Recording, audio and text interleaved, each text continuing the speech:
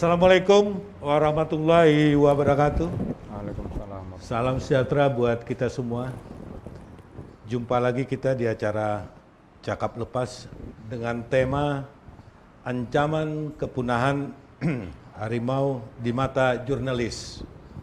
Adapun narasumber kita adalah Bung Kaidir Tanjung. Terima kasih Bung Kaidir sudah hadir di acara kami. Beliau adalah seorang jurnalis dari media online yang cukup terkenal dan sangat terkenal di Indonesia, yaitu Detikcom. Dan kami sengaja mengundang beliau karena akhir-akhir ini kami tahu beliau ini sangat peduli dengan lingkungan, khususnya marga satwa yang berbentuk harimau. Jadi Bang Kaidir, ada yang perlu kami tanyakan sekarang ini. Banyak orang sebenarnya ingin tahu siapa sih yang namanya Kaidir Tanjung ini, asli dari mana, ya kan? Sudah tuh, apakah selama ini di Detikcom saja? Sudah berapa tahun di Detikcom, ya kan? Sudah berapa lama jadi wartawan di Riau ini? Dan apakah wartawan ini cita-cita Bang Kaidir sebelumnya? Silakan Bang Kaidir. Saya sih berasal dari Sumatera Utara. Oh, dari Sumatera Utara. Sumatera ya? Utara. Tepatnya di mana tuh? Tepatnya di Kabupaten Asahan. Kabupaten Asahan, ya. Tahun 92 ke Riau setelah Ya. tamat sekolah. Ya. Tamat apa tuh? Tamat STM dulu ya. STM, oh STM ya? STM. Bisa jadi wartawan ya? Terus. Ya. Nah, di dunia jurnalistik sih mulai itu tahun 97. Saat itu di Majalah Umat. Majalah Umat. Majalah Umat. Jadi basicnya dulu kita nulis features ya, karena terbitan Jakarta seminggu sekali. Ya. Terus terjadi krisis ekonomi Ya. Tahun berapa tuh? tahun 98 ya. saat itu. 98 ya, krisis ekonomi. Waktu Pak Harto jatuh. Ya, Ya. majalah itu akhirnya tutup. Tahun 99. Majalah ini Jakarta ya? Jakarta. Dan orang-orang sangat sangat luar biasa bagi saya di Majalah Umat. Majalah Umat. Banyak belajar dari sana sebenarnya. Terus di tahun 9 setelah Umat tutup, sebagian redaksinya ada membuka online awalnya sebenarnya. Ya, online ya. Yaitu ada indoexchange.com kalau nggak salah waktu itu. Bergabung sebentar, juga tutup. Terus akhirnya tahun 2000 masuk ke Detikcom. Nah, di Detikcom lah berkiprah sampai sekarang. Dari tahun berapa tuh? Tahun 2000. Berarti sudah hampir 20 tahun ya? Sudah 20 tahun kerja di Detikcom. Dan itu di Riau terus? Di Riau terus. Tidak pernah pindah-pindah? Nggak pernah pindah-pindah. Akan dipindahkan ada ya? Iya. Apakah wartawan ini sebuah cita-cita apa? Ini kepleset gitu, apa nggak dapat kerjaan lain gitu? Soalnya kalau dilihat dari pendidikan tamat STM gitu. Jarang-jarang saya dengar orang tamat STM ini jadi jurnalis gitu. Ya dulunya sih. Ya. Artinya kita nggak punya riwayat keluarga wartawan sebenarnya. Nggak ada ya? Tidak ada punya. Tapi mungkin pergaulan. Oh, pergaulan ya? Pergaulan. Karena hidup di dekat lingkungan jurnalis. Iya. Pergaulan, jadi akhirnya pengen jadi belajar otodidak seperti itu. Iya. Terus ya ketemu dengan namanya Majalah Umat tadi. Oh, Majalah Umat tadi ya? Nah, di situ sangat sebagai kampus buat saya pribadi untuk belajar Iya. bagaimana sebagai kan terus belajar kan itu berbeda-beda ya tipnya, karena di majalah saya pernah di harian Republika juga pasti berbeda lagi, masuk ke Detik beda lagi ramanya gitu. Kenapa sampai merantau ke Riau? Kenapa tidak ke Sumatera Barat atau ke Aceh? Kenapa pilihan ke Riau? Ya nggak ada pilihan lain aja waktu itu karena ada Apa saudara diajak? di- Ada saudara? Ada saudara di sini. Ada saudara di ada sini. saudara Ya? di sini. Ya. Jadi memang tamat STM itu niat mau bekerja Bekerja apa saja, ya? apa saja. Tidak pengen kuliah waktu Yang jelas tidak merampok. tidak merampok. Baik Bang Kaidir. Jadi sudah 20 tahun ya di jurnalis ini ya kan. Ini kita kan punya tema nih Bang Kaidir ya. Tema kita, kenapa saya angkat tema ini tentang marga satwa lah dia. Ya. Istilahnya aja ancaman kepunahan harimau di mata jurnalis. Saya melihat dan dapat kabar akhir-akhir ini Bang Kaidir tuna dan sibuk, ya kan, di samping bekerja sebagai jurnalis di Detikcom, tuna juga katanya ingin membuat buku. Bahkan bukunya mau jadi, gitu. Bahkan akan diterbitkan, ya kan. Dan ini kenapa gitu? Kenapa sampai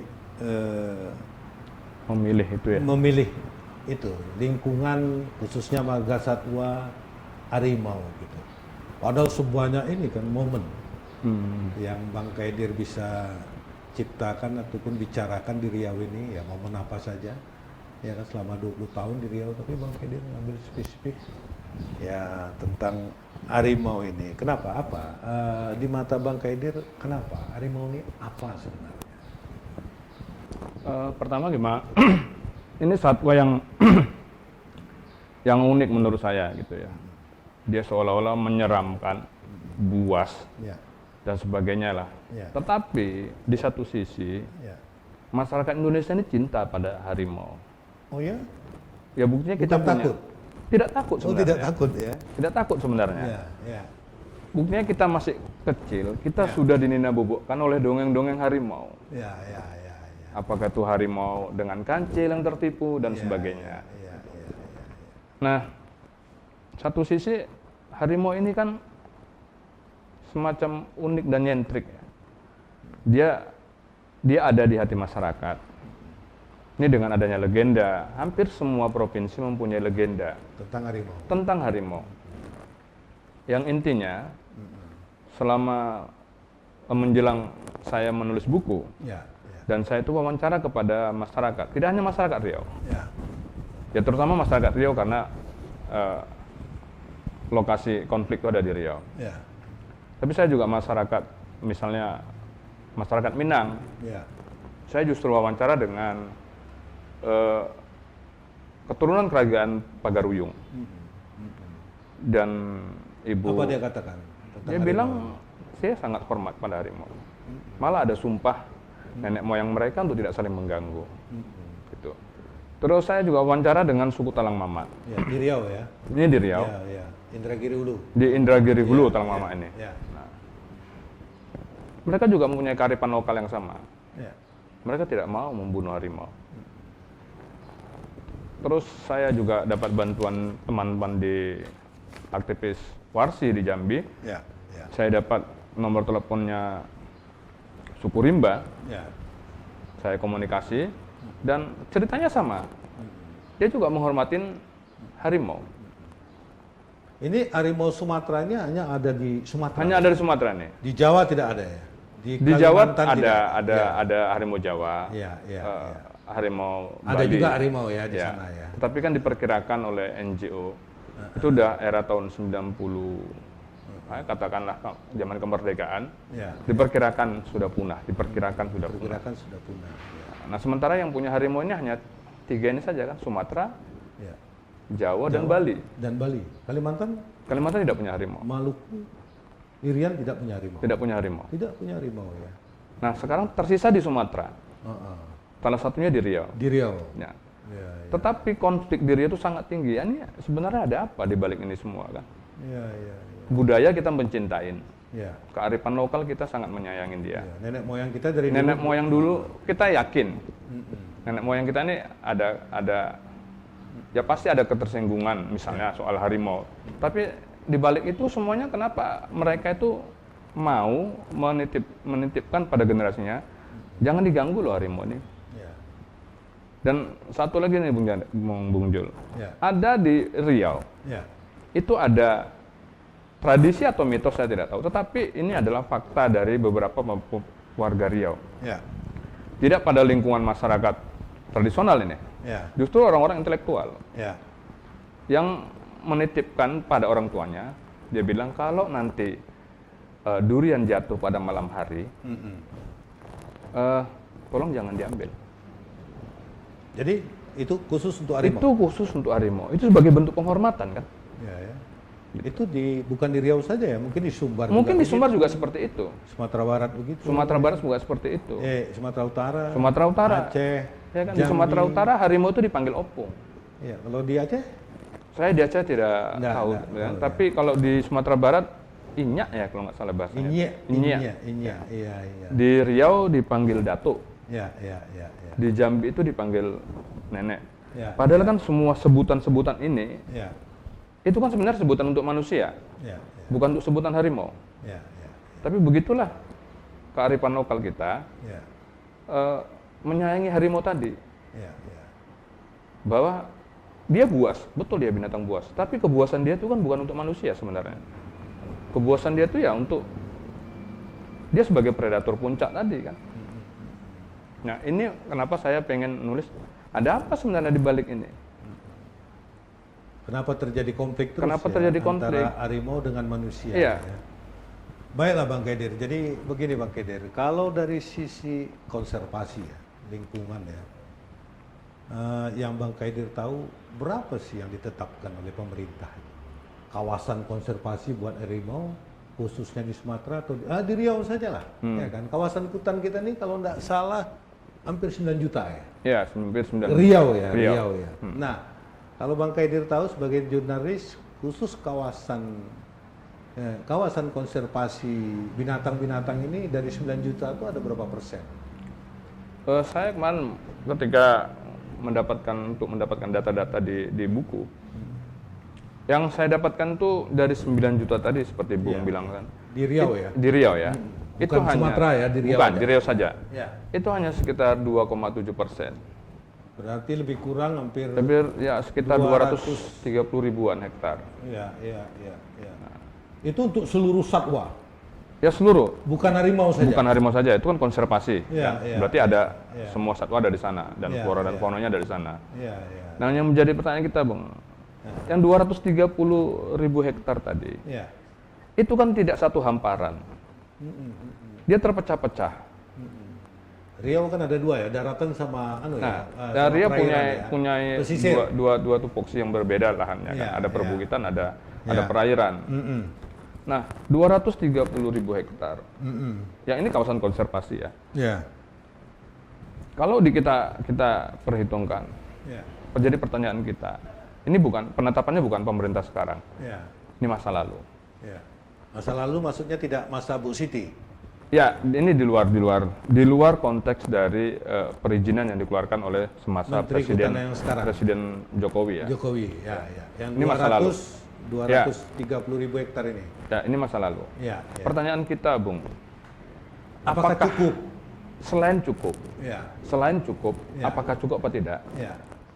Jelas itu tidak cukup. Ya. Nah, 230 ribu hektar itu tidak cukup Ya. untuk satwa. menurut saya, Ya. dari analisis, misalnya begini, Ya. saya pernah liputan dari beberapa NGO bertemu, berapa sih sebenarnya home ring-nya Harimau, gajah, dan nah, lain-lain lah ya. dan lain-lainnya. Nah, yang wilayah jelajahnya itu sangat konsen sekali itu memang gajah. Gajah itu selalu berputar-putar di kawasan itu saja. Iya. Nah, harimau dianggap sedikit lebih liar. Ya. Nah, tetapi diperkirakan itu mencapai sekitar 40 km. Oh, dia sekali berputar mencari makanan. Ya, kawasan jelajah dia. Ya, 4 km. Ya, 40 km. Iya, 40 km ya. Nah, ya. tetapi kan harimau ini kan hidupnya soliter. Mm-mm, mm-mm. Nah, tapi ketika dia beranjak ke salah satu wilayah, misalnya ke timur, nah di wilayah di sana ada ketemu lagi dengan harimau, dia kan berbalik, Ya. dia mencari kawasan lain. Yang jadi pertanyaan kita adalah, apakah benar ketika pemerintah menetapkan kawasan-kawasan ini, apakah itu untuk HTI, apakah untuk perkebunan sawit, apakah untuk peruntukan lain, untuk HPH dan dulunya terus konservasi, ini melakukan mitigasi apa tidak?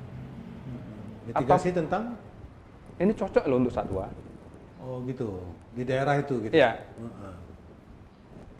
Apakah hanya sekedar mengukur dari Jakarta sana? Ya. Pokoknya segini untuk marga satwa. Ya pokoknya di situ. Ya, padahal di situ tidak ada harimau. Belum tentu ada harimau gitu. Belum tentu itu untuk kepentingan satwa. Ya. Belum tentu kepentingan gajah di sana Iya. apa di sana ya kan. Terus kita melihat bagaimana peta itu lurus-lurus saja, Bung. Ya, ya. Kita lihat peta, itu ada yang segitiga, Ya. lurus. Apa iya di lokasi itu seperti itu kan? Ini memang jangan-jangan dulu hanya melihat peta konservasi, melihat peta untuk HTI, Dari melihat 9 juta hektar itu. Iya. Heeh. jangan-jangan hanya di balik meja. Padahal harimau tuh gajah tuh tinggalnya di timur, Iya. area konservasinya di barat, Iya. gitu ya kan. Dia tinggal di daerah pesisir, areal konservasinya di darat, Iya. gitu. Nggak cocok ya. Ini jangan-jangan hanya untuk ya ini untuk melengkapin saja. Yang Iya, penting ada konservasi. Iya, iya, iya. Tapi apakah pernah kita meneliti bersama ini? Maukah itu NGO, pemerintah daerah, pemerintah pusat, pihak kampus. Ini pihak kampus di Riau sangat lemah saya rasa. Baiklah, Bung Kaidir, kita break sebentar, Oke. ya kan?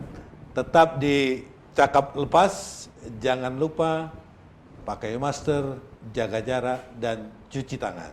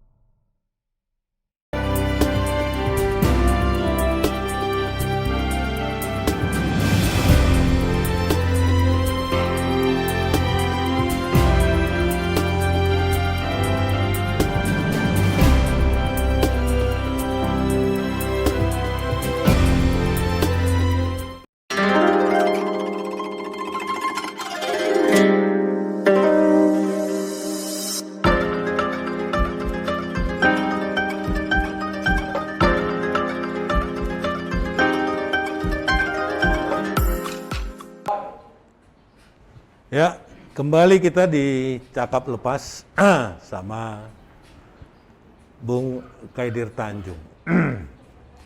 Bung Kaidir, selama 20 tahun di Detikcom, apa yang jadi perhatian Bang Kaidir khususnya tentang satwa ini, lingkungan ini? Apa gitu? Kenapa? Kok peduli sekali gitu? Kenapa? Emang kalau satwa ini berkurang, banyak dampaknya. Kira-kira. Ya, dari beberapa wawancara kita kepada narasumber, Ya, dulu juga awalnya berpikir seperti itu. ya, Apa sih harimau? Ya. Emangnya kalau mati kenapa harimau ini? ya, Gitu. Terus kenapa kalau harimau mati ini dunia ribut? ya, Sementara kalau manusia mati biasa-biasa saja. ya, Nah, tetapi begitu kita selalu berdiskusi dengan balai konservasi, ya. aktivis lingkungan, iya. Pakar satwa lah ya. Ya, pakar-pakar satwa. Ya kita ternyata menyadari justru kita ini yang hidup berketergantungan terhadap satwa itu sesungguhnya. Karena dia hadir ini untuk lingkungan. Dia hadir itu bukan untuk mengganggu manusia. Jadi kalau dia punah, lingkungan malah nggak bagus ya? Lingkungan malah nggak bagus. Ya, apa sebab? Ya ini sistem mata rantai ya. Ya, Kalau harimau adalah puncak predator ya, dari seluruh satwa yang ada di Sumatera khususnya. ya, Ini misalkan saja, ketika harimau tidak ada, memangnya kenapa? Nah, kalau kita berbicara Ya, harimau, mata gajah misalnya rantainya, tidak ada ya. tidak ada Nah, mata ya. rantainya. Nah, tentu ada siklus yang terputus di sini nantinya. Ketika harimau tidak ada, Ya. maka seperti satwa babi misalnya, siapa yang mau makan babi di alamnya? Terus siapa yang Berarti mau makan rusa? Babi makin banyak ya. Babi bisa saja mungkin bertambah banyak, dan ini bisa menjadi hama bagi petani kan? Ya, sama sawit, sama Sama karet, sawit, ya. karet. Ya. Dan sampai sekarang setiap orang, ini dari wawancara di lapangan, setiap orang membuka perkebunan sawit, Ya. rata-rata mereka itu justru menghindarin babi, Ya. Bukan menghindar harimau. bukan menghindarin harimau, Iya. tapi babi. Babi. Karena babi akan merusak tanaman sawit yang masih muda. Iya, iya. Nah, celakanya masyarakat ketika dia menghindarin babi, dia pasang jerat. Ya. Pasang jerat. Nah, ketika pasang jerat, Yang kena malah harimau, yang kena malah harimau, bukan babi. bukan babi. Iya, iya, iya, iya. Nah, akhirnya konflik lingkungan ini ya seperti itu terjadi. Gitu. Kalau menurut Bang Kaidir, apa yang paling krusial kenapa bisa terjadi konflik antara manusia dengan harimau ini? Apa penyebabnya kira-kira? Kalau menurut penelitian lah, dari tulisan Bang Kaidir. Ya, pertama, yang merusak itu kita sendiri sebenarnya. Mungkin merusak dalam bentuk skala besar, ada regulasi di sana. Ya, Pemerintah kita abai. tidak abai, mungkin ya memberikan izin. Kan hutan juga tidak mungkin hanya untuk satwa ya. Iya. Tetapi hutan juga untuk Ini masyarakat. pemerintah yang mana nih, Bu? Pusat apa provinsi apa kabupaten kota? Nah, ini ada kewenangan masing-masing. Ya, Misalnya pemberian izin untuk hutan tanaman industri ya, dan perkebunan sawit. ya. Ini kan berkolaborasi semuanya. Tidak hanya satu mata pada pemerintah pusat, Ya, tapi pemerintah daerah juga dilibatkan Ya, pada ya. muncul rekomendasinya. ya, Nah, saya tidak menyatakan harus menyalahkan masa lalu, tidak.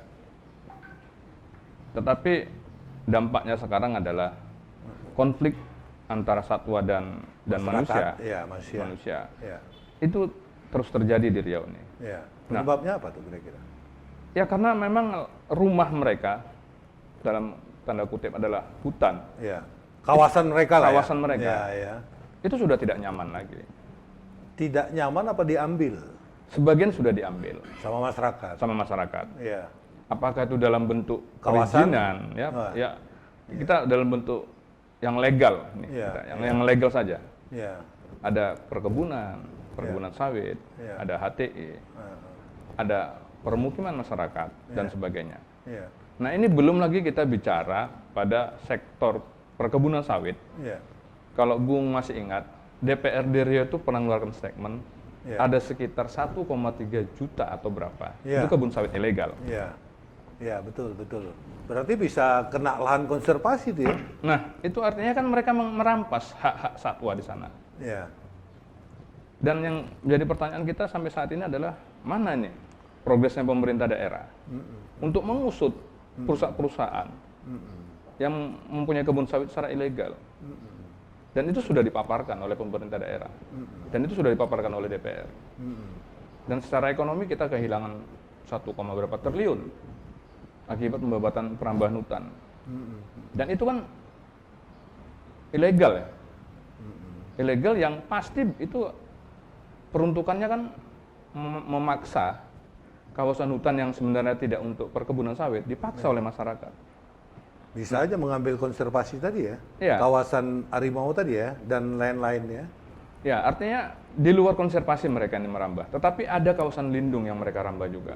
Dan saya wawancara dengan Jikala Hari, Ya, mereka itu punya data, ada sekitar 150 perusahaan di Riau ya, yang kawasan perkebunan sawitnya itu berada di kawasan hutan. Dan padahal itu nggak boleh itu. tidak boleh kan? Ya, Mereka harus mengajukan izin dulu kepada pemerintah untuk melepas kawasan hutan.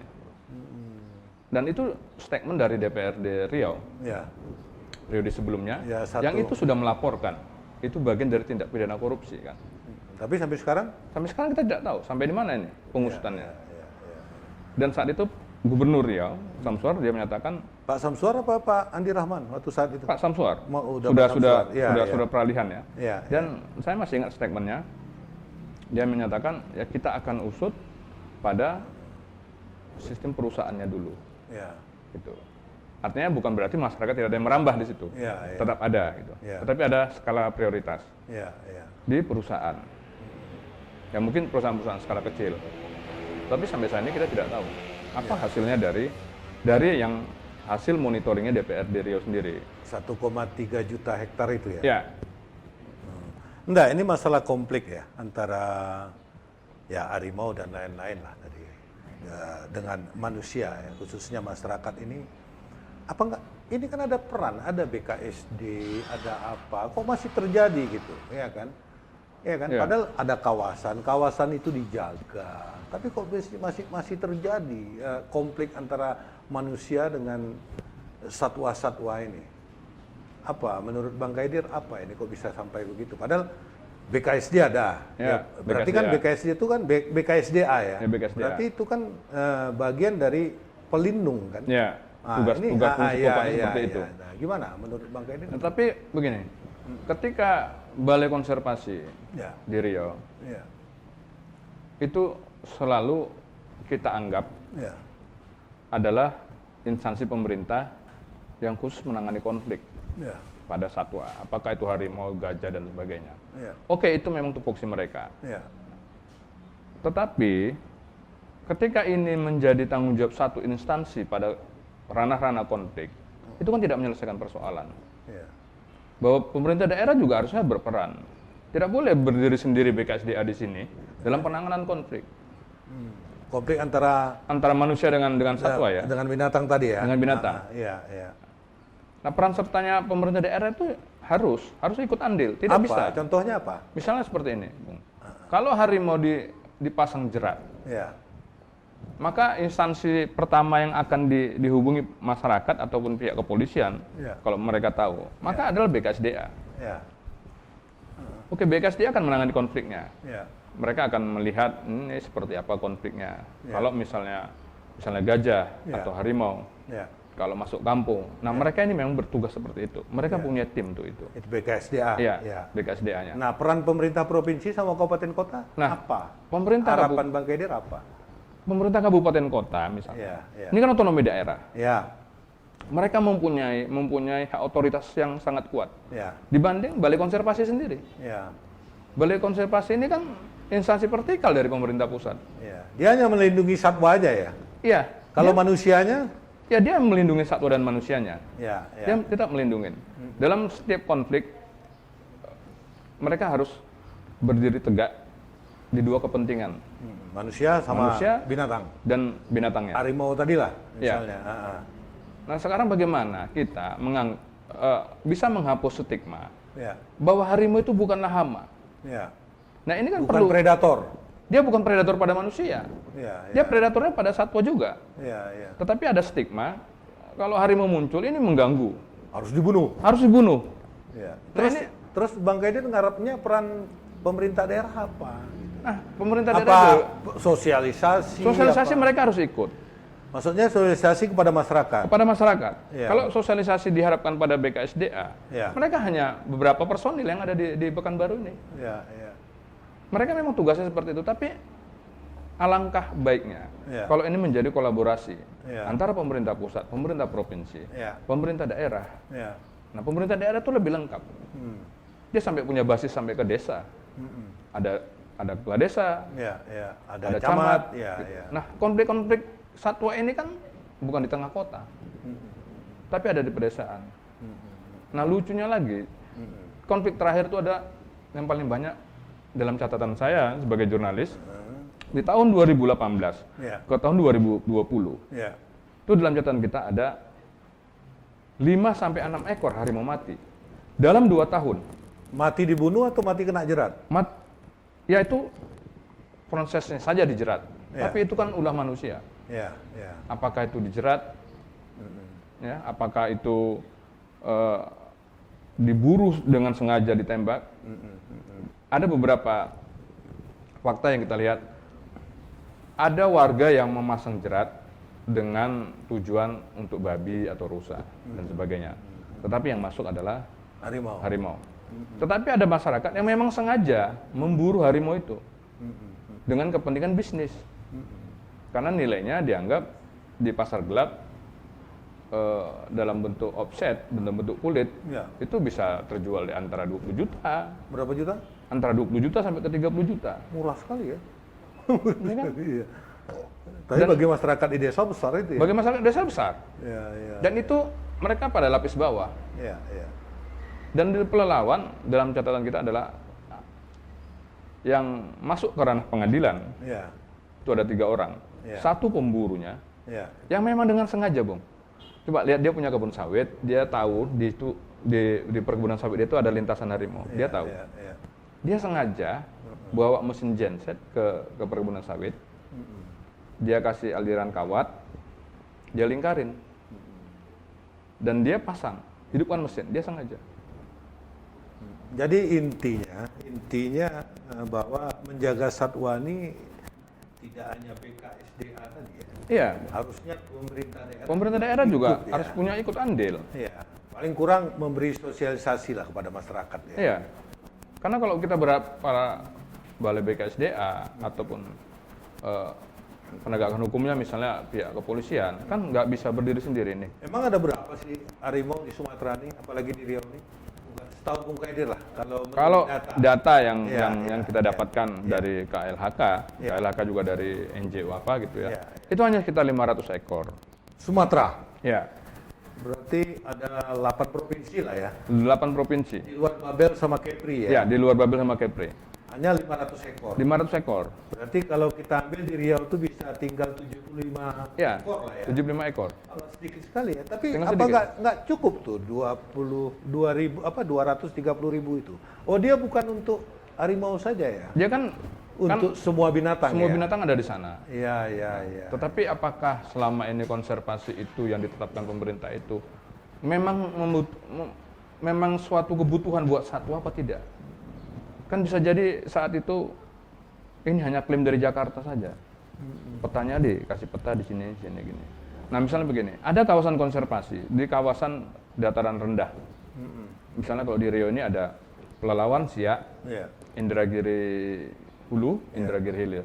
iya, Itu ada namanya kawasan konservasinya, yaitu Kerumutan. iya, Nah, bentangan alam Kerumutan ini kan kalau dulunya di era di bawah tahun 2000, iya, itu kan menyatu iya, dari Pelalawan iya, sampai ke Inhil.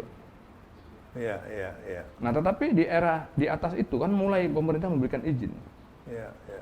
Keluarlah izin HTI, izin perkebunan sawit. Sehingga terputus. Sehingga konservasi Kerumutan itu ada di Pelalawan. Bahwa bentangan alamnya yang menyatu dulunya itu sudah terputus-putus. Ada perkampungan, ada kebun sawit masyarakat, ada Tidak utuh lagi dia. sudah ya? tidak utuh lagi. Iya, iya. Ini yang bikin bikin Nah, ini kan konflik. konflik. Iya, Sementara di situ ada habitatnya harimau salah satunya. iya, iya. Nah, tapi konservasi itu kan tidak cocok untuk satwa jenis gajah misalnya. Iya, iya, Gajah tidak mungkin hidup di situ, iya. di kawasan gambut. Tidak mungkin gajah tinggal di situ kan. Padahal kalau misalnya kita membunuh gajah ini ada pidananya ya. Ada pidananya di situ di undang-undang itu dengan Dia hukuman 5 binatang tahun. terlindungi ya. Ya, bagi satu yang dilindungi. Ya, satu yang dilindungi ya. Hmm. Apa sebab dilindungi, Bang Riri? Ya mungkin terancam punah ya, Ya, terancam punah. terancam punah. Dan itu kan puncak-puncak predator. Ya, ya, ya. Malah sampai dalam hal ini itu pemerintah. Jadi kalau kita runut ini, Bung, jauh sebelum undang-undang kita lahir soal lingkungan dan perlindungan konservasi adalah kita punya kearifan lokal. Bahwa kearifan lokal itu dulu nenek moyang kita suruh menjaga alam bersama. Harimau itu bukan untuk dibunuh. Pada era modernisasi keluar undang-undang, Ya, undang-undang konservasi namanya, ya, dengan ancaman pidana 5 tahun, ya, denda 100 juta. ya. Ternyata antara kearifan lokal hingga ke undang-undang modern sekalipun, ini juga tidak menyulitkan orang untuk tidak membunuh harimau Ya. dengan dalil macam-macam. Disengaja ataupun tidak ya? Ya, baik sengaja ataupun tidak. Ya, ya, ya. Sampai akhirnya tahun 2014 kalau tidak salah, itu Majelis Ulama Indonesia itu mengeluarkan fatwa pelarangan terhadap pembunuhan satwa-satwa liar. Ya. Gajah. Ya, harimau gajah yang dilindungi lah yang ya. dilindungi, status Ya, dilindungi. ya, ya, ya. Nah, ini kan sudah berapa ini rambu-rambu yang sebenarnya melarang kita untuk membunuh harimau, untuk membunuh gajah dan sebagainya. Disengaja ataupun tidak? Ya, itu terlepas disengaja atau tidak. Tetapi unsurnya adalah harimau itu memang lebih banyak mati di tangan manusia. Oke Bang Kaidir. Untuk sementara kita break dulu. Tetap di Cakap Lepas. Jangan sampai lupa pakai masker, jaga jarak, dan selalu cuci tangan.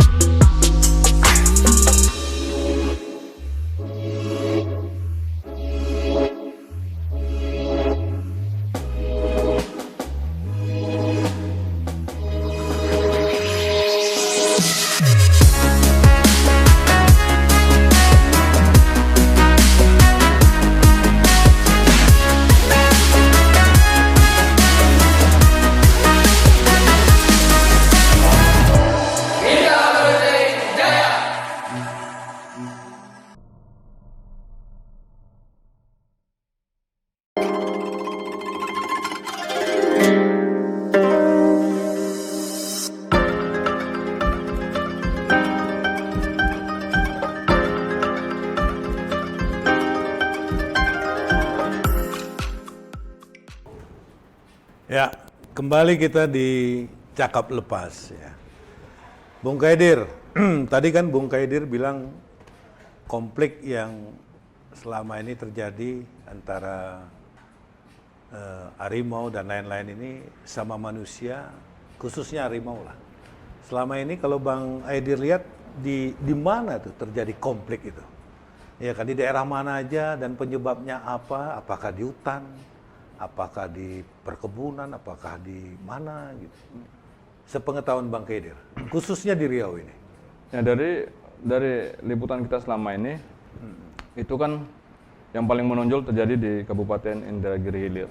Indragiri Hilir? Indragiri Hilir. Oh, konflik antara manusia dengan harimau. Harimau, ya. Apa sebab? Di mana? Di mananya? Di kotanya apa di mananya? Nah, jadi ada hal-hal yang sedikit unik dan lucu saya kira. Ya. Pertama konflik itu di areal HTI. Oh di area ATI ya? HTI. Ya. Jadi itu ada hutan kawasan industri yang lagi panen. Tiba-tiba harimau menyerang. Padahal areal konversinya ada untuk harimau di sana di Indragiri Hilir. Sana tidak ada. Oh tidak ada? Sana tidak ada kawasan konservasinya. Oh tidak ada ya? Tidak ada. Sehingga harimau tidak lagi hidup di kawasan hutan alamnya. Dia sudah berkeliaran di HTI dan perkebunan sawit. Dan yang ada kisah yang paling lama penanganannya itu adalah ketika terjadi konflik penyerangan dua manusia di Kecamatan Pelangiran. Pelangiran ya, Indragiri Hilir. Iya. Dan itu di awal tahun 2018. Ya. Itu dua manusia mati diserang harimau. Ya. Yang dilakukan pencarian oleh pemerintah dalam hal ini BKSDA Riau. Ya. Itu tercatat 107 hari baru bisa menemukan harimau yang diduga menyerang memangsa manusia tadi. Ya. Nah itulah yang sebagai identitasnya dia diberi nama Bonita. Oh, enggak. Yang jadi pertanyaan saya, Kenapa di Indragiri Hilir tuh ada harimau tidak ada konservasinya ya? Kawasan untuk harimaunya. Kenapa? Padahal 230.000 hektar tadi katanya di Riau. Ya, nah pusat konservasinya itu ada di Kerumutan. Kerumutan ini Kerumutan itu ada di Kabupaten Pelalawan. oh di perbatasan. Ya, mereka ini perbatasan. Iya, Nah, iya. jadi sebenarnya Mungkin tidak ada lagi ya. rumah awalnya Rumah itu, dia udah terganggu. ada di Kerumutan. Tetapi Ya. kan pemerintah mengeluarkan izin beberapa di kawasan lainnya. Ketika satu hamparan itu dikapling-kapling. Ya, Ada ya. untuk HTI, ada sawit dan sebagainya. Ya. Nah, terjadilah harimau ini semacam kehilangan habitat. Makanya Di dia sana pindah. masih ada kawasan hutan, tetapi Ya. kan sifatnya bukan untuk kawasan konservasi. Iya, iya. Nah, sehingga konflik yang kita catat selama tahun 2018 Ya. di situ itu Antara harimau dengan manusia. antara harimau dan manusia itu ada 5 kasus yang terjadi. Iya.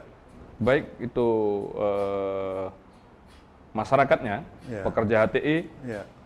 yang mati ataupun yang luka, dan ada sebagian yang mencoba masuk ke kawasan hutan produksi. Jadi rata-rata konflik ini terjadi bukan di kawasan hutan atau di konservasi ya, bukan ya? Bukan. Tapi di areal-areal Dia HTI itu. area HTI, areal perkebunan sawit, Oh, dan di perkampungan masyarakat. iya, iya, iya. Ya, harimau itu sudah nggak punya rumah sebenarnya. Dia ini hidupnya sudah gelandangan. Sudah gelandangan. Sudah gelandangan. Iya, iya. Nah, ini menarik juga nih, Bung Kaidir. Saya mendengar Bung Kaidir kan akan meluncurkan buku ya. Ya. Lagi buat buku dengan judul Bonita ya. Iya. Bonita ini nama apa ya? Nama harimau. Nama harimau ya. Dan ini kejadiannya di daerah Indragiri Hilir, Hilir, di di daerah Kecamatan Pelangiran ya. Pelangiran, ya. Apa sebab gitu? Kenapa? Menarik sekali nih tentang Bonita ini. Ya kan? Apakah ini kenapa Bang Kaidir sampai ingin menulis buku ini? Apakah di Detikcom ada berapa tulisan tentang Bonita ini? Nah, ini kami ingin tahu lah kenapa gitu. Ya, jadi pertama Ya. ini penanganan konflik yang cukup panjang di Riau. Ya. Malah Antara manusia dengan harimau ya. Malah Ibu Menteri, Bu Siti ngomong ke saya, Ya. dia bilang, ya ini bukan hanya di Riau, tetapi ini konflik terpanjang di Indonesia. Di Pelangiran ini? Di Pelangiran. Di Indragiri Hilir ini? Indragiri Hilir. Terpanjang maksudnya waktunya? Waktunya untuk mengevakuasi harimau yang dianggap konflik dengan masyarakat. Sampai 107 hari, itu artinya sudah lebih 3 bulan, hampir mendekati 4 bulan. Ya, ya. Dan kita bisa bayangkan masyarakat bersama BKSDA Ya. itu sempat di lapangan Ya. itu sempat terjadi konflik antara masyarakat dengan BKSDA. dengan BKSDA sendiri. Dengan tim ya? Iya. Karena begitu pencarian pertama adalah seorang warga buruh di sebuah perusahaan Ya. itu mati diserang oleh harimau. Ya. Ya. Nah, dalam proses pencarian 1 bulan, 2 bulan itu tidak ketemu harimau yang diduga melakukan penyerangan. Ya. Nah, tiba-tiba masuk bulan ketiga itu ada warga lagi Diserang lagi? diserang lagi Di dan Pelangiran mati. juga? Di Pelangiran Di juga. Indragiri Hilir? Iya. Ya, ya. Nah, terjadi kan case antara masyarakat dengan ini. Masyarakat bilang, Ya. kalau memang pemerintah tidak sanggup, Ya. biar kami yang membunuh harimau. Ya. Gitu. Ini kita bisa bayangkan pemerintah, dia harus mengurusin masyarakat yang emosional Ya. untuk membunuh harimau karena ada warga mereka yang mati. Dia mencari harimau juga? Ya, sementara BKSDA fungsinya ini harus netral. Ya. Ya, dalam hal ini Ibu Menteri Siti itu harus netral. Dia tidak boleh berpihak kepada harimaunya juga, Dan tidak boleh manusia berpihak juga? kepada manusianya.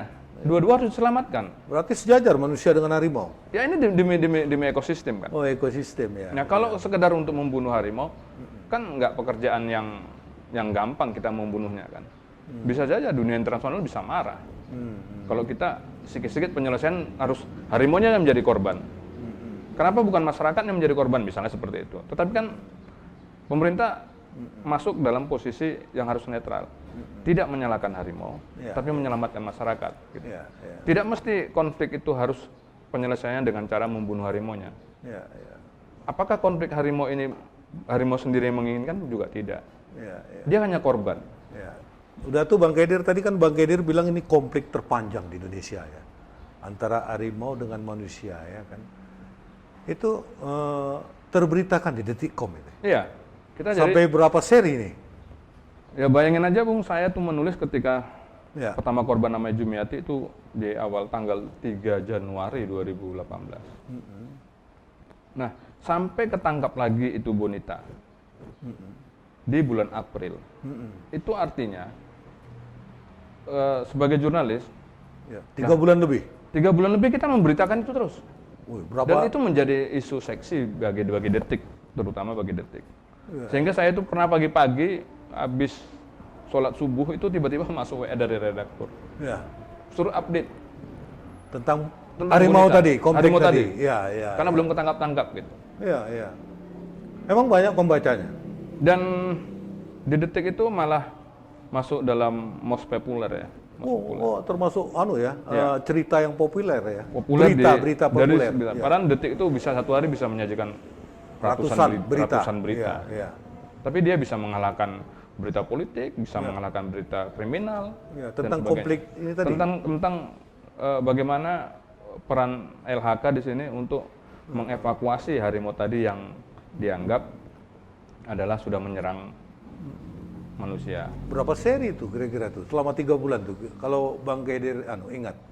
Ya, Berapa mungkin- tulisan? mungkin- Ada ratusan kali ya di Detikcom. Mungkin berhentinya itu kalau sudah stagnan ya. Misalnya tim sudah seminggu nggak dapat mencari.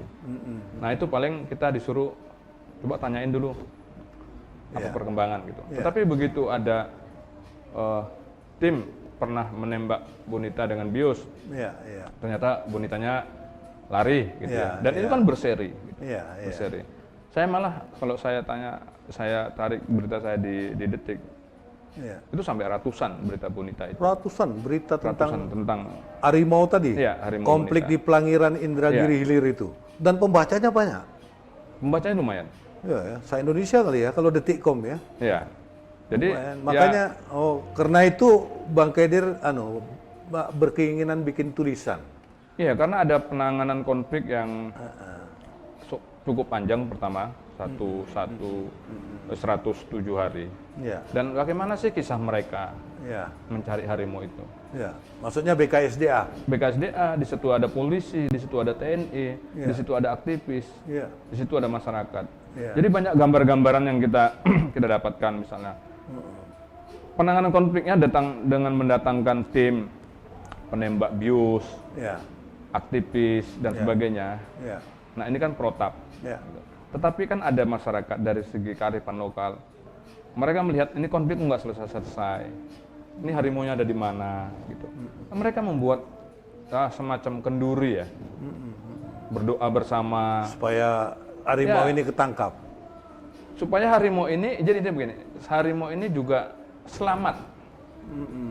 Mereka juga diberi keselamatan. Ya, ya. Mereka potong kambing, mereka tinggalkan kepala kambingnya ditanam. Nah ini adalah bentuk kearifan lokal.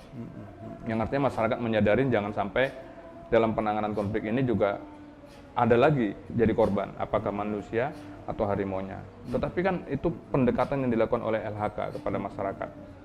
Dari sebanyak itu tulisan apa yang unik gitu? Yang Bang Kedir dapat gitu. Nah, Ada beberapa keunikan nggak? Yang aneh, yang apa, yang menyeramkan atau yang menegangkan gitu? dari beberapa wawancara Ya, kepada tim di lokasi. Jadi banyak hal-hal yang tidak masuk di akal. masuk di akal. Misalnya seperti ini, Bung. Harimau selalu menyerang manusia ataupun satwa buruannya Ya, itu pada posisi belakang, di tengkuk. ya, Itu sifat harimau. ya, Dan selalu menyatakan kita harimau itu tidak mau saling berpandangan dengan manusia. ya, ya, ya. Tetapi dalam kasus kematian Jumiati, Ya, itu menariknya adalah mereka ini bertiga dengan perempuan, sama-sama pekerja, 3 orang. yang diserang harimau di Pelangiran ini ya? Ya, Ya, ada nama Jumiati, ada namanya Mak Rahmi, ada namanya Yus. Mereka apa nih, petani? Mereka ini pekerja di perusahaan Di perkebunan. ATI? Di perkebunan sawit. Oh, di perkebunan sawit. Ya, Sawit. ya. Nah, Berarti lagi manen lah ya, lagi apa lagi? mereka ini punya tugas dari perusahaan mencatat mana pohon sawit yang ada hama. Nah, ketika pagi itu Ya, mereka nggak tahu tiba-tiba ada harimau lari. ya. Ini nabrak bokongnya yang namanya warga Mak Rahmi. Oh.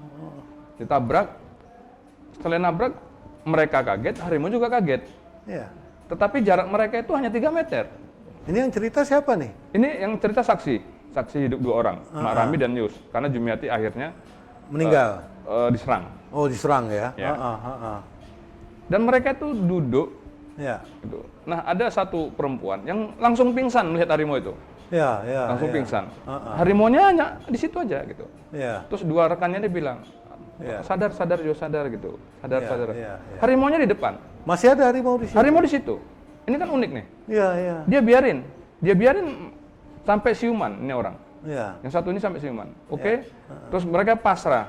Sudahlah kalau memang ajal kami mau di sinilah gitu.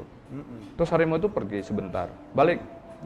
Terus mereka memberanikan diri dari duduk. Mereka berjalan bertiga. Mereka berjalan bertiga menuju jalan sawit. Besar, ya. Tapi harimau itu mengiringi dari sebelah kiri. Oh, ngikut. Ini kan lucu nih. Ini dari saksi yang cerita nih? Ini saksi hidup yang cerita. Iya, iya. Mereka berjalan bersama. Tapi kepala harimau itu tetap menoleh ke kanan. Iya. Berjalan, nah kata mereka di ujung ada jembatan. Itu tidak mungkin. Iya. Mereka berjalan bertiga sama harimau. Harimaunya ngalah. Iya. Dia keluar, masuk kebun sawit. Nah, Iya. begitu selesai, Iya. mereka bertiga ini lari sambil teriak, selamatkan diri masing-masing. Harimaunya masih ada. Ngikutin terus. Harimau sudah lari awalnya. Oh, sudah lari, karena ya. ketemu jembatan. Iya, iya. Selamatkan diri masing-masing. Mereka 3 lari. Iya, iya. Tiba-tiba, Iya. di antara 2 ini, Iya. yang namanya Jumiati, Ya. yang namanya Yus, Ya. itu sudah di atas pohon sawit. Iya. Yang namanya Mak Arhami, Iya. itu terjebak dalam lumpur. Yang meninggal itu bukan? Bukan, yang Ya. meninggal namanya Jumiati nih. Iya, naik kebun sawit. Jumiati ini naik. sudah naik di atas pohon sawit. Iya. Yus sudah naik di pohon sawit. Iya. Nah, Mak Rahmi yang usia tertua, Ya. itu terjebak dalam lumpur. Iya. Harimau datang. Iya. Logika kita adalah, seharusnya yang dibunuh ini orang yang terjebak dalam lumpur. Nggak susah nih harimau tinggal bunuh aja. Ya, waduh, Bang Kedir. Nanti kita lanjutin lagi lah. Ini pas waktu break, kita harus break, ya kan? Tetap di Cakap Lepas.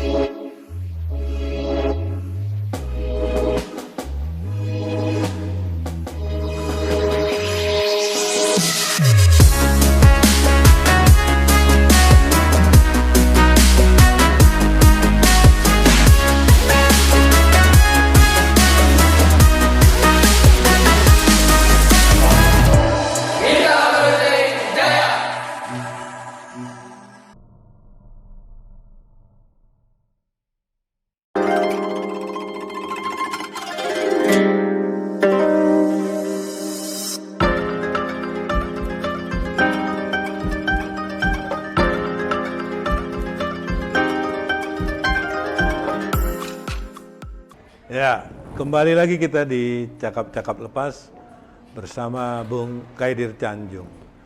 Jadi melanjuti cerita Bang Kaidir tadi, jadi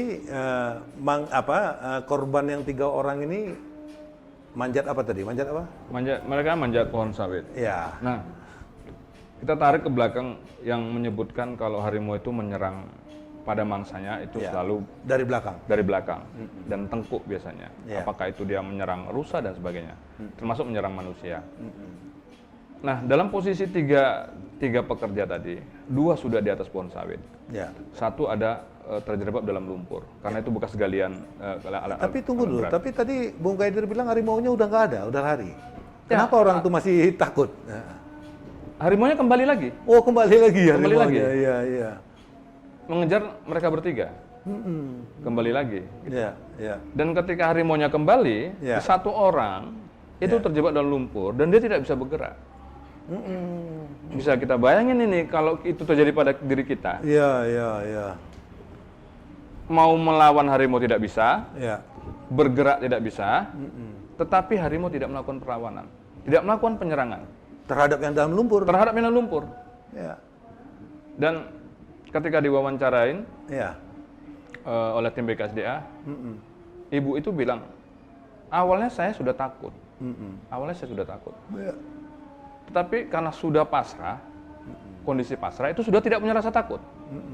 Dia berpikir seperti ini, Mau mati-matilah gitu. mau mati-matilah, Ya. tapi dia berpikir mulai secara logik, kalaulah harimau ini ingin menyerang aku, Iya, iya. seharusnya aku sudah mati. Iya, iya. Dari awal tadi. Dari ya? awal. Waktu jumpa awal jumpa tadi. pertama Iya, tadi. Iya, iya. Ini kenapa Iya. justru aku yang masuk Masuk dalam lumpur, lumpur, ya. tidak bisa bergerak, Padahal yang 2 naik pohon ya. yang 2 naik pohon. Iya. Kok bukan aku yang diserang? Iya. Iya. Dan harimau itu hanya melihat saja. Iya. Dan hitungannya bukan meteran, hanya 30 cm dari ibu. 30 cm 30 cm. di dalam lumpur sama Di dalam lumpur, harimau. iya. Iya, iya. Sedangkan yang manjat itu Sudah di atas. enggak jauh dari harimau. Sudah jaraknya mungkin hanya sekitar satu jarak batang pohon sawit. Iya, iya, iya. Sekitar 5 menit, ibu Iya. ini akhirnya berusaha keluar. Tetapi tidak dilakukan penyerangan apapun oleh harimau. Keluar, dan dia berjalan ke arah 2 rekannya yang sudah di atas pohon. Harimau tetap ada di situ. Harimau tetap berada posisi di bokong dia. Astaga. Harimau mengikutin terus. Iya, iya. Nah, 2 rekannya di atas pohon dia bilang, Iya. Mak Rahmi, ayo naik ke atas pohon aku. Iya. Dua-duanya mengajak. Iya, iya. Dua-duanya mengajak. Iya. Tetapi saksi hidup si namanya Ibu Yus itu melihat posisi harimau itu ada di belakang Mak Rahminya. Iya, iya. Tapi Mak Rahminya karena sudah ketakutan dia tidak melihat menoleh ke belakang lagi. Iya, iya. Yang penting bagaimana dia sampai ke atas pohon sawit. Iya, iya. Nah, uniknya ketika Mak Rahmi memilih 2 pilihan, mana nih kebun sawit kawannya bernama Jumiati atau Yus? Yus, ya. Ternyata dia pilih Yus. Ya, ya. Dia manjat ke pohonnya Yus. Ya. Harimau membiarkan dia berjalan. Ya, ya. Dan harimau berhenti ketika menemukan pohonnya yang dipanjat oleh Jumiati. Justru Jumiati yang berada di atas pohon, itu yang diserang. Ya, meninggal. Dan akhirnya jatuh dari atas pohon, Ya, diserang harimau ini. diserang harimau, Ya. tetapi tidak langsung dibunuh. Ya. Harimau masih bermain-main di situ. Ini harimau ini Bonita itu ya? Si Bonita tadi. Bonita tadi ya, Iya. Bonita ya. Oke, oke. Dan 2 rekannya di atas itu bingung. Ini Melihat. harimau melihat langsung, Iya, ini harimau maunya apa? Iya. Sudah orang jatuh dari atas pohon, Ya. diterjang sama dia, Iya. tidak langsung dibunuh. Ya, ya. Tapi harimau itu main-main. Oh. Dimain-mainin, dicagil-cagilin kalau bahasa kita ya. Jumiatinya tadi. Si Jumiatinya tadi. Jumiatinya masih di atas pohon atau udah di darat? Sudah diterjang, Oh, jatuh. jatuh. Belum dibunuh. Tidak dibunuh langsung. Ya. Dan dia itu dipermainkan sama harimau, tidak diapa-apain. Setelah itu harimau pergi. Ini saksi mata yang Saksi cerita mata ya? yang ngomong. Ya, Setelah itu ya. harimau pergi. Ya. Hanya hitungan beberapa menit, harimau datang lagi. Mm-mm. Datang, Mm-mm. dan anehnya Jumiati itu tidak bisa bangkit dari tempat jatuhnya. Mm-mm. Dia tidak bisa bangkit. Malah temannya bilang, kenapa dia sudah jatuh di atas pohon, dia nggak mau bangkit. Padahal harimau sudah pergi. Mm-mm. Tiba-tiba harimau kembali lagi. Dan mempermainkan. Mm-mm. Dan kata rekannya, korban ini latah. Mm-mm. Terus? Jadi ketika harimau mulai bermain lagi, Mm-mm. bermain, diikutin. Semua pergerakan harimau diikutin Mm-mm. oleh Jumiati secara refleks. Mm-mm. Mm-mm. Nah, tidak tahu pasti apa penyebabnya. Ya. Konon kata mereka, korban ini membalikkan badan, seakan-akan ingin mengambil pelepah sawit untuk mengusir harimaunya. Nah, begitu dia membalikkan badan, maka terlihatlah lehernya oleh harimau. Harimau. Baru diterkam Si Bonita tadi ya. sama Bonita. Diterkam lah Jumiati ini. Si Jumiati ini. Dan proses kematian itu disaksikan oleh rekannya bernama Yus dari atas pohon sawit. Ya. Meninggal langsung saat Meninggal. itu. Habis meninggal Bonitanya, harimaunya. Pergi. Dia pergi, jasad ditinggalin. Ya. Tapi nggak lama balik lagi harimaunya. Hah. Menjumpai orang dua ini. Iya, Orang itu masih di Di atas sana. pohon. Oh, masih di atas pohon ya. Ya. Terus? harimau itu masih melihat dua orang di atas pohon. Ya. Terus mereka sudah ketakutan di atas gitu kan. Terus mereka yakin nggak mungkin nih harimau kita sudah di atas 7 meter. Nggak mungkin dia bisa lagi menjangkau mereka. Nah, kembalinya harimau kedua kali baru menyeret jasad Jumiati. Astaga. Baru diseret. Ya. Dan diseret. Dan menurut BKSDA dalam pendapat mereka, Ya. harimau pada saat itu bukan kondisi lapar. Ya. Karena memang korban mengalami luka-luka. Ya. Memang korban ada dimakan, sebagian dagingnya ada. Tetapi kalau melihat pada posisi proses kata BKSDA adalah, kalau harimau menyerang karena kondisi lapar, itu biasanya perut yang harus dimakan. Karena kondisi perut ada yang paling lunak di antara tubuh manusia. Tetapi yang di pada korban itu posisi kaki, posisi kaki dan sebagainya.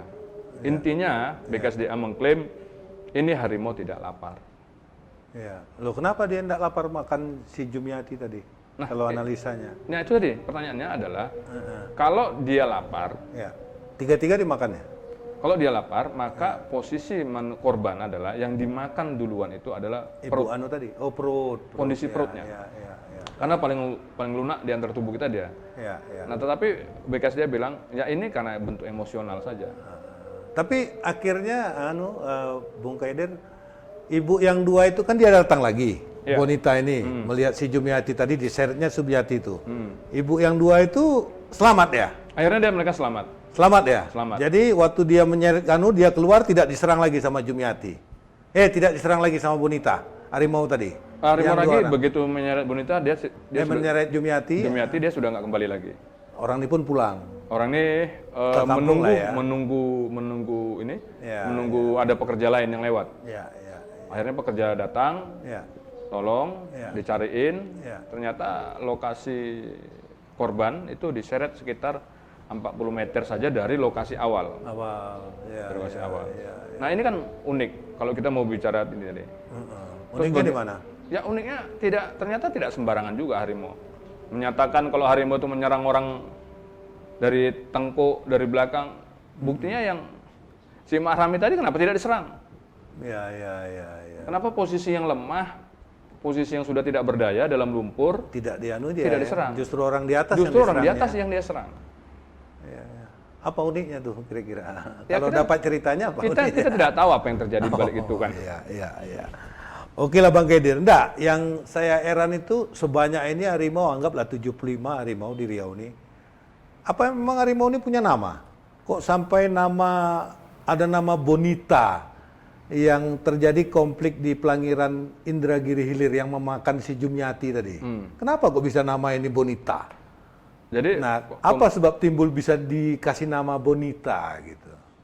Jadi setiap ada penanganan konflik, Ya, apakah itu gajah, apakah itu harimau, ya, BKSDA selalu memberikan nama untuk identifikasi saja. ya, Jadi kalau konflik misalnya ya, Bonita, konflik namanya itu Bonita harimau. ya. Jadi kan kalau ingin menjelaskan kepada publik dan sebagainya kan bingung harimau yang mana. Ya. Tapi langsung dikasih nama. Bisa BKSDA membedakan itu? Bonita sama yang lain-lain? Setiap harimau mempunyai belang yang berbeda. Oh gitu. Ya. Ada ciri-ciri khusus ya setiap Pasti. harimau itu. Ya, Sama kalau ya. manusia kita punya sidik jari yang berbeda kan semuanya. Iya, Mereka harimau juga punya belang yang berbeda. iya. Tetapi saat itu sebagai identitas BKSDA memberikan nama Bonita. Nama Bonita itu berasal dari nama kebun sawitnya, Ya. Ebony namanya. PT Ebony. Lokasinya, Daerah tuh Ebony gitu. Di Ya. Pelangiran itu Di nama Pelangirannya- nama desa apa? nama perkebunan sawitnya. Oh, nama perkebunan Jadi sawitnya. ada PT TPHA gitu Ya. kan masing-masing ada Ya. kawasan 1, blok 1, blok 2, blok 3 gitu. Nah, di lokasi konfliknya Kawasan Ebony namanya. kawasan Ebony. Ya. Dari kawasan Ebony itulah dikasih nama Bonita. Bonita. Ya. Terus ada lagi harimau yang kesasar masuk ke kawasan pasar. Itu juga di Pelangiran. Dikasih nama juga. Ya, itu dikasih nama juga. Apa namanya tuh? Itu namanya Atan atau Bintang. Atan. Kenapa sebab Atan? Ya, lebih kepada kedekatan Melayu. Iya, iya. Bisa membedakan Atan sama Bonita ini? Dari lurik, dari apa tuh? Beda. Bisa ya? Orang BKSDA pasti tahu. Ini Bonita, ini Atan pasti tahu. Dari coraknya ya. Dari coraknya ya kan? Iya, Tetapi apakah yang membunuh 2 korban di Pelangiran itu adalah Bonita? Kan jadi pertanyaan juga. Karena tidak ada yang menyaksikan. Ini baru dugaan saja. Bonita itu memangsa 2 manusia. Nah,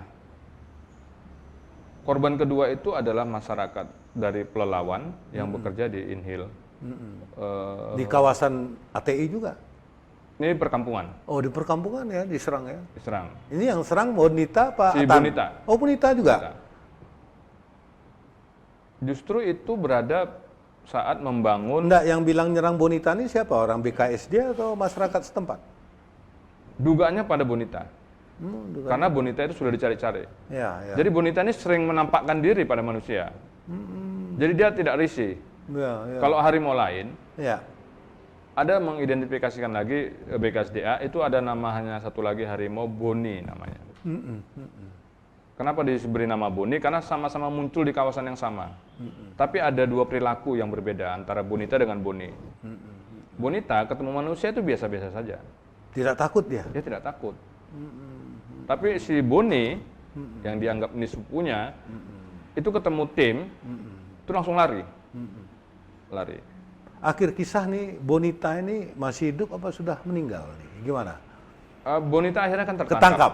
tertangkap Di mana ketangkapnya? di Pelangiran. Di Pelangiran ya? Di Pelangiran. Jadi harimau yang bernama Bonita ini tertangkap. Setelah masa panjang 100 berapa hari? 107 hari. Baru dia tertangkap di Baru dia Pelangiran. tertangkap. Di tempat dia makan si Jumiati, bukan? Masih di lokasi perkebunan sawit. Ya, ya, ya. Terus setelah ditangkap gimana dia? Yang nangkap siapa, Pak? Tim BKSDA. BKSDA. Setelah BKSDA. ditangkap dikemanakan? Dibawa ke Pusat Konservasi Harimau Sumatera. Di Sumatera Barat di Damasraya. Oh, di Riau tidak ada pusat konservasi? Riau belum punya. Oh, belum punya. Terus gimana akhir Bonitanya? Nah, Bonita dibawa ke sana Ya, dan dilakukan observasi. ya, Ada hal yang sangat kasihan lah menurut kita. ya. Pertama, Bonita ditemukan penyakit tumor. Ya, Langsung dilakukan operasi. ya. Saya dengar Bonitanya juga tidak lengkap ya fisiknya ya. Dan taringnya tidak lengkap. Oh, taringnya, bukan kakinya, bukan apanya Bukan. ya, bukan ya, taringnya ya. Ada Ya. taring di bawah atau di atas, saya lupa, pada posisi sebelah kiri. Ya. Itu semacam rapuh giginya ya. Rapuh, dan kata dokternya rapuh. Ya. Jadi sesungguhnya dia boleh dibilang harimau ompong. Aduh. Dia tidak lengkap lagi gigi taringnya. Ya, ya, Gitu. Dan uniknya ketika Ya. dia berada di pusat konservasi, Ya. di pusat rehabilitasi, Di Sumatera Barat ya. Sumatera Barat. Sumatera Raya, ya. dia dikasih air minum. Ya. Kasih air minum, air yang jernih dari tanah Sumatera Barat. Ya. Dia nggak mau minum, bonitanya. Oh. Kenapa gitu? Ya Karena dia biasa- tidak terbiasa tidak- melihat air jernih gitu kan. Oh. Dia sehari-hari Di minumnya inhale minum air kubangan aja mungkin ya. minum air gambut. Air gambut, iya, iya. Iya. Akhirnya tim Iya. terpaksa pergi lagi ke Riau Mengambil air. untuk mengambil air khusus minum bonita. Baru minum Bonitanya. Baru mau minum bonitanya. Akhirnya bonitanya gimana sekarang? Selamat apa gimana apa? Bonita kan akhirnya dilepas oleh pemerintah, dilepas liarkan kembali. Ya. Dilepas liarkan kembali. Ah. Dengan dipakai kalung GPS Kolar. Ya. Jadi fungsinya awalnya kalung itu akan melihat dari GPS, ini kemana nih bonita pergi. Kemana dia dilepas bonita tuh? Tetap di Pelangiran? Kita tidak bisa menyebutkan itu. Kenapa? Ini untuk keselamatan bonita. Oh gitu lah. Karena kalau ditunjukin di mana dia dilepas, orang bisa mencari. Akan dibunuh orang gitu? Pemburu akan mencari dia. Oh. Makanya pemerintah kan tidak akan pernah memberikan tempat di mana dia akan dilepas liarkan. Tapi dia sudah dilepas? Dia sudah dilepas. Sampai sekarang masih hidup? Tidak tahu. Oh, tapi sudah dipasang alat tadi? Nah, masalahnya Ya. bonita 4 hari setelah dia dilepas liarkan, Ya. alat GPS itu tidak hidup lagi. Oh. Jadi kita tidak tahu ini bonita. Jadi saat itu ada 2 harimau yang dilepas liarkan, Ya. antara bonita dan Atan. Ya.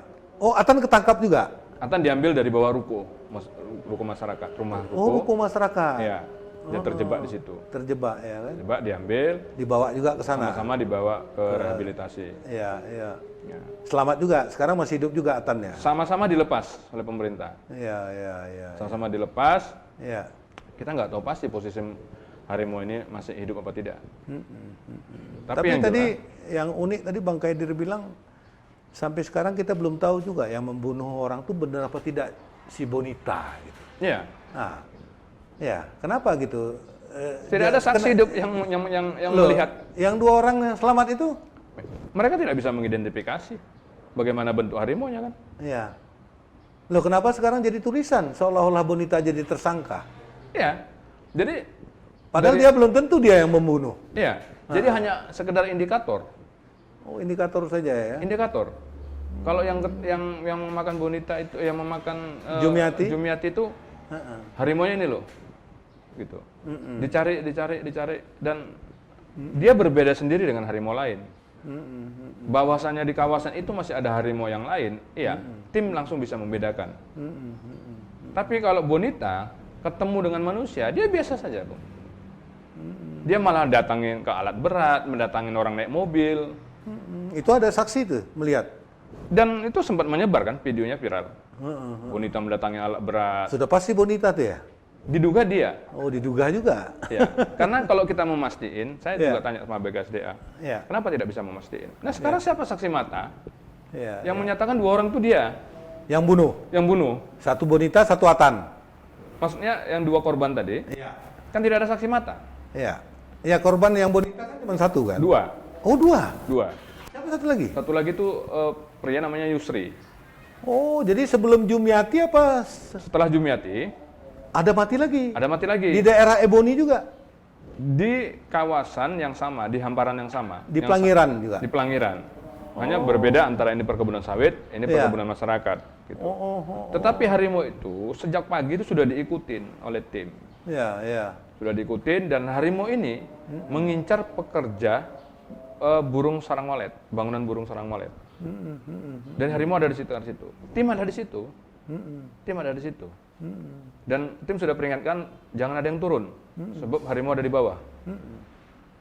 Oke, siang mereka bekerja sampai sore maghrib. Maghrib mungkin mereka tidak turun, bakal sudah habis di atas. Nah, harimau itu ada di situ. Yang diduga itu adalah bonita. Mereka turun, kalau nggak salah 2-3 orang, itu menjadi pertanyaan. Justru kalau kita lihat 1 orang yang di atas itu ada yang melempar harimau ini supaya menjauh. Ya. Justru yang melempar itulah begitu turun jadi sasaran utama. Sama bonita tadi? Sama bonita. Yang diduga bonita tadi ya? Ya. Oke lah Bang Kaidir, untuk sementara kita break lagi. Ini saya udah diingatkan kita sama produser kita. Ya, tetap di Cakap Lepas, jangan lupa pakai masker, jaga jarak, dan cuci tangan.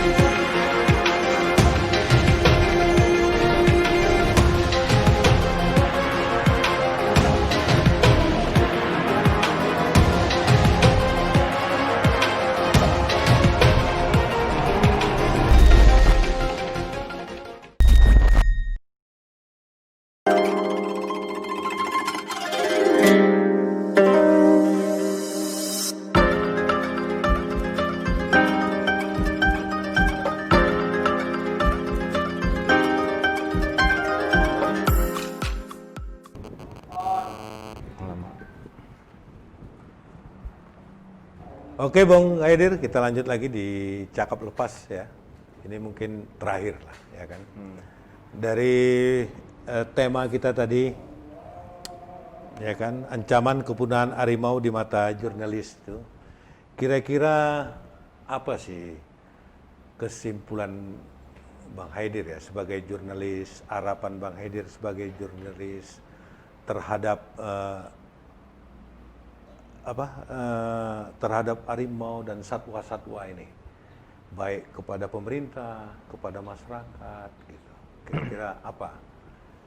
Ya, kepada pemerintah mungkin harus ada regulasi kembali ya. Untuk apa? Penataan kawasan. Penataan kawasan kembali. Ini penting. Kalau tidak, Apa tidak cukup 230 hektar atau memang daerahnya ditentukan kembali gitu?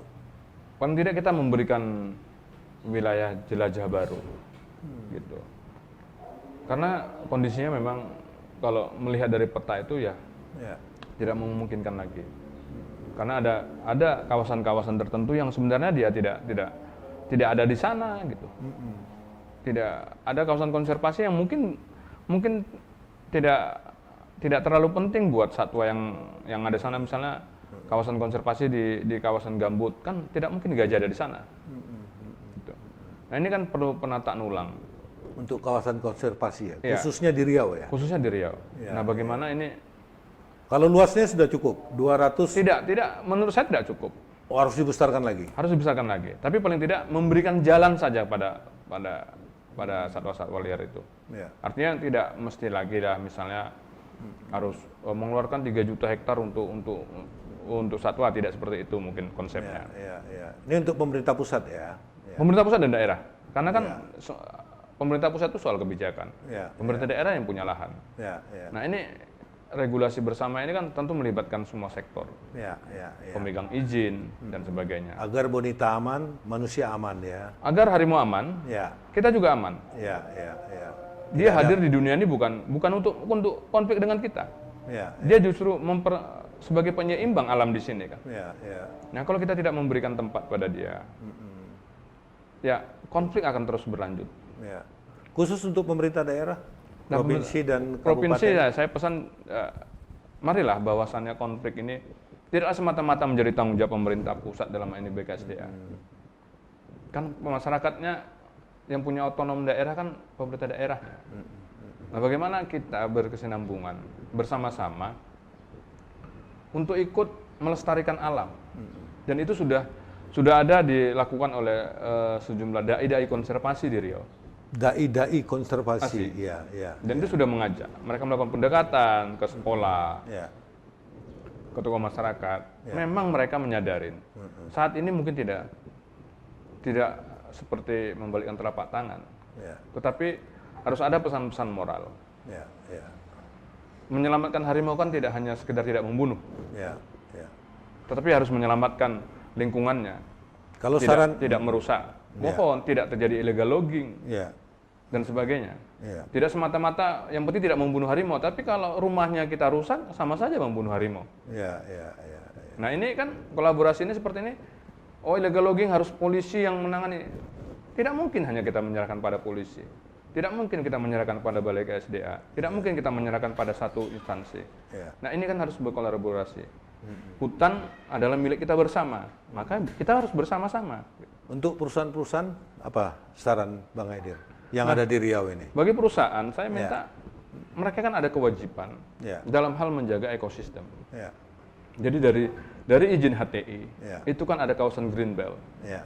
Jadi kalau kawasan green belt misalnya kan seperti ini.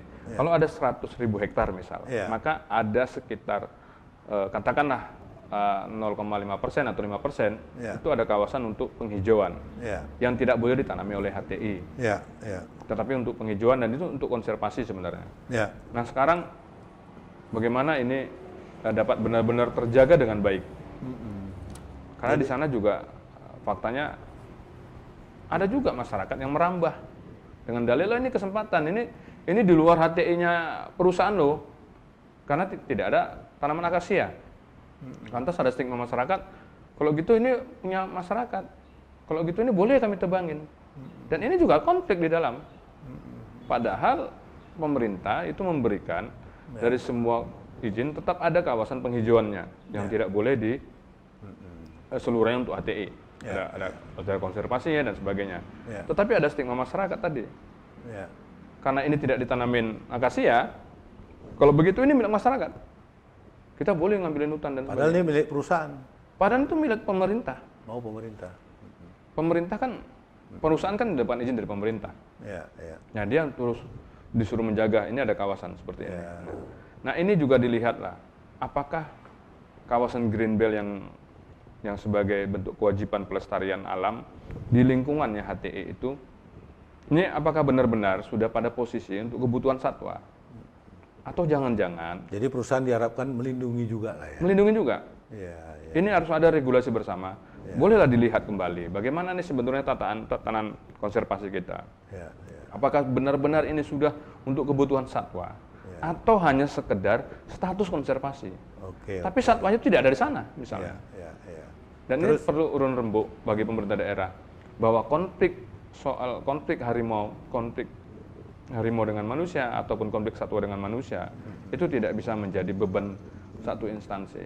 Semuanya harus ikut terlibat. Sama-sama menyelamatkan.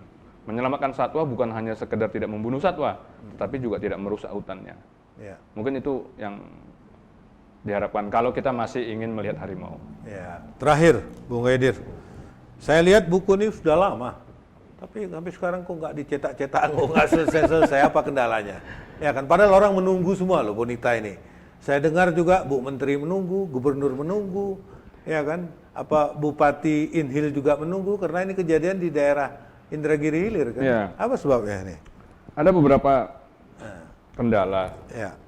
Pertama sih saya itu menulis dari Februari.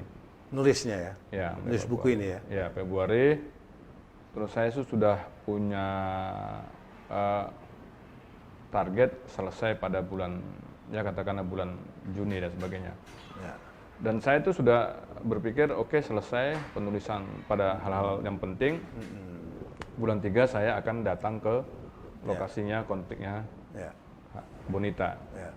Tapi pada saat itu pemerintah kita kan kena COVID-19 ya.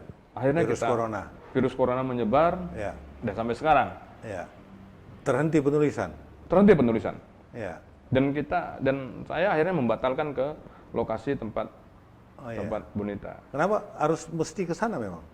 Paling tidak ada gambaran lain yang bisa kita lihat. Jadi selama ini hanya menulis saja ya? Selama ini kita hanya menuliskan.